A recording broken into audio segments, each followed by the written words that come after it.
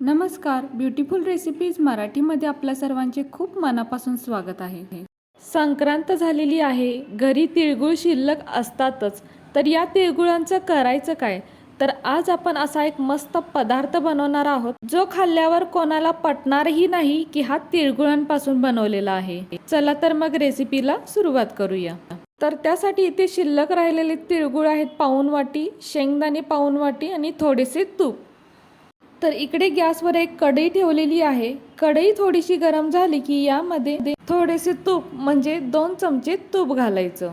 त्यानंतर तूप थोडेसे गरम झाले की हे शिल्लक राहिलेले जे आपल्याकडे तिळगुळ असतात ते घालायचे. त्यानंतर एखाद्या चमच्याने किंवा उलथण्याने हे तिळगुळ असे या तुपामध्ये भाजून घ्यायचे. तर जसे जसे हे तिळगुळ गरम होतील तसं तसे हे तिळगुळ वितळायला चालू होतात. तर या ठिकाणी आपण कोणतेही तिळगुळ वापरू शकतो. कलरचे, बिना कलरचे, छोटे मोठे जे काही आपल्याकडे शिल्लक तिळगुळ आहे त्यापासून आपण हा पदार्थ अगदी सहज बनवू शकतो. तर आता बघू शकताय जसे जसे हे तिळगुळ गरम होत आहेत तसे तसे हे तिळगुळ वितळायला सुरू होत आहेत. तर कलरचे तिळगुळ आहेत त्यामुळे कलर बदलतो, पण जरी आपण साधे जरी तिळगुळ म्हणजे पांढरे जरी तिळगुळ घेतले तरी सुद्धा याचा कलर बदलतोच. तर आता बघू शकताय इथे आपले हे तिळगुळ वितळत आहेत. तर तिळगुळ पूर्णपणे वितळून घ्यायचे. एकसारखंच चमच्याने हलवलं पाहिजे असं काही नाही, आपण अधूनमधून सुद्धा याला थोडंसं हलवत राहायचं. तर आता इथे बघू शकताय तिळगुळ आपले पूर्णपणे वितळत आहेत आणि याची कन्सिस्टन्सी पहा. आपल्याला असंच हे मिश्रण हवं आहे, म्हणजे एक मिश्रण तयार होतं. तर आता गॅस बंद करायचा व हे मिश्रण गरम असतानाच एका ताटामध्ये किंवा प्लेटमध्ये हे मिश्रण ओतून घ्यायचं. तर ताटाला त्यापूर्वी तेल किंवा तूप लावायचं व त्यावरती हे मिश्रण ओतायचं. त्यानंतर जे आपण शेंगदाणे घेतलेले आहेत ते शेंगदाणे कमी किंवा जास्त आपल्या आवडीप्रमाणे यावरती घालायचे. तर शेंगदाणे थोडेसे कुटून घेतले तरीही चालतात, मी ते अर्धे अर्धे फक्त केलेले आहेत. तर काय करायचं, आता हे ताट थोडंसं मोठं झालेलं आहे तर याला मी एका साईडलाच हे करून घेते.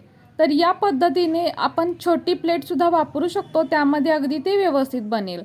तर बघू शकता याप्रमाणे मी एका बाजूला केलेलं आहे मिश्रण आणि अगदी काही सेकंदातच म्हणजे एका मिनिटातच हे जे मिश्रण आहे ते घट्ट व्हायला सुरुवात होते आणि कोमटही होतं. तर पूर्णपणे थंड होऊ न देता म्हणजे थंड होण्याच्या आधीच थोडंसं गरम असताना उलथण्याने किंवा सुरीने अशा याच्या वड्या पाडून घ्यायच्या, म्हणजे काढताना हे अगदी सोपं जातं.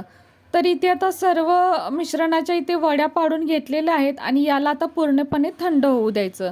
तर अगदी 5 ते 7 मिनिटातच हे पूर्णपणे थंड होतं. त्यानंतर एका उलथण्याने याला असं थोडंसं काढून घ्यायचं. तर अगदी सहज निघतं, अजिबात त्याला वेळ लागत नाही. आणि इथे ह्या पहा वड्या पूर्णपणे काढून घेतलेल्या आहेत. तर आपली अगदी चिकी गुडदाणी कशी असते तशीच टेस्ट आहे आणि एकदम कुरकुरीत असं तयार होतं आणि एकदम टेस्टी लागतं, म्हणजे आपण हे तिळगुळापासून बनवले असं वाटतच नाही. तर फ्रेंड्स, कशी वाटली तुम्हाला रेसिपी? घरी एकदा नक्की करून पहा, खूप छान आणि टेस्टी लागतं.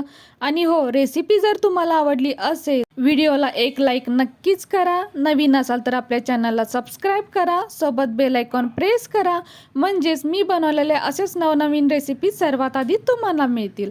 आता पुन्हा भेटू अशाच एका नवीन रेसिपी सोबत.